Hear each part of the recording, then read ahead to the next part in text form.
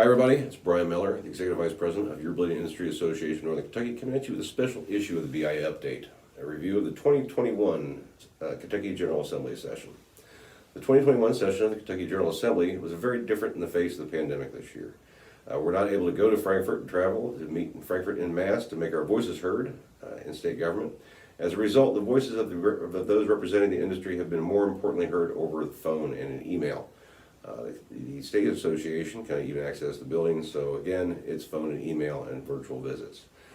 Priorities that we're working to protect your industry have been addressed, and those that fought off your industry we opposed, and ultimately we need to be able to review those, and anything that was not passed we need to address in future sessions of the General Assembly. Following are certain bills of note.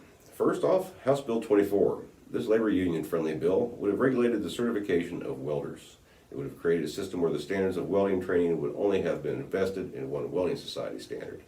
Certifications would not be transferable between employers or unions, and welding has hundreds of certifications beyond structural buildings, this bill only addressed one, and it would have only affected all certifications. The bill would have added around $10,000 to facilities to become certified testing centers and would limit access to certification.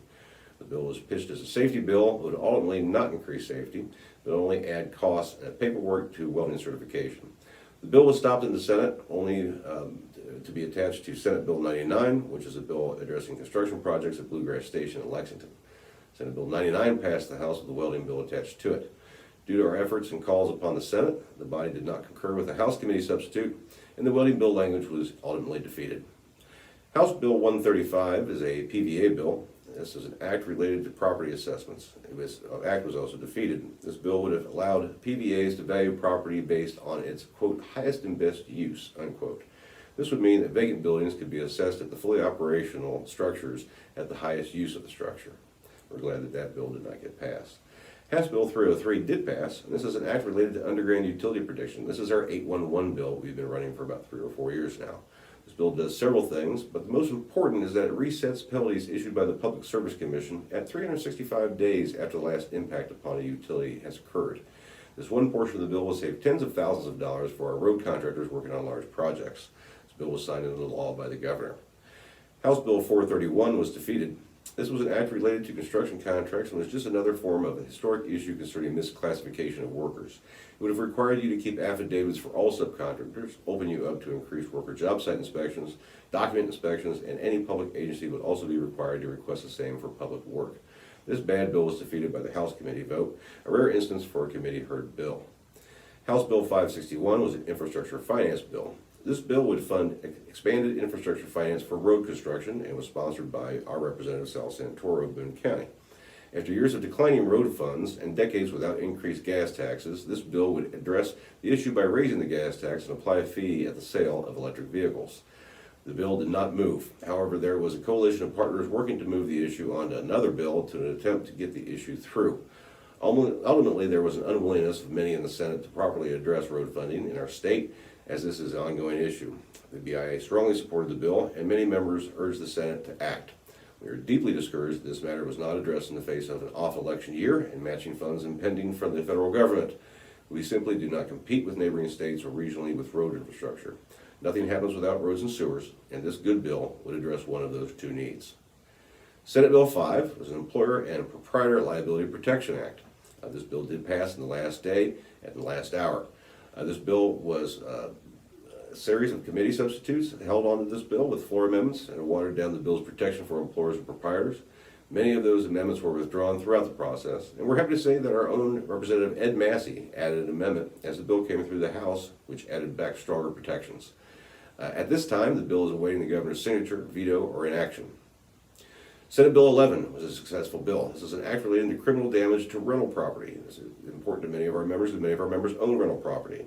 This bill passed the General Assembly. It defines a lease or rental agreement on residential rental property and tenants to specifically include damage to residential rental property in the crime or criminal mischief, adding more severity to the level of minimum penalties to dissuade property damage by tenants to landlords' properties. This bill was vetoed by the governor and was overridden by the legislature and is now law. Senate Bill 261 also had a companion bill in the House. This covers stream and wetland mitigation. This subject greatly interests our industry as we are impacted greatly by the fees associated with stream and wetland mitigation. With so few credits available, especially in Northern Kentucky, there is reform needed at the Kentucky Department of Fish and Wildlife Resources and at NKU's ecology program, and with private mitigation backers throughout the state. The bill was amended to form a task force, but with extraordinarily little representation from our industry, specifically the building industries, we could not fully support the bill, and the bill died in committee, but will reappear in the interim. We have received a pledge from those interested in this legislation that our industry, specifically our associations, will be included in the dialogue as the subject comes back up during the interim period. We'd like to give a quick shout out to some people involved in our advocacy, specifically our state association. Our new Executive Vice President, Anita Sanford, has done a great job. Look out for some more information coming out as we request some information to help us form our priorities for the upcoming General Assembly session and the interim period. We will be able to get that information down to the State Association during their June summer board meetings. We'll form consensus and move forward, beginning hearing new bills during the interim period in a much more proactive way. So shout out to Anita, great job.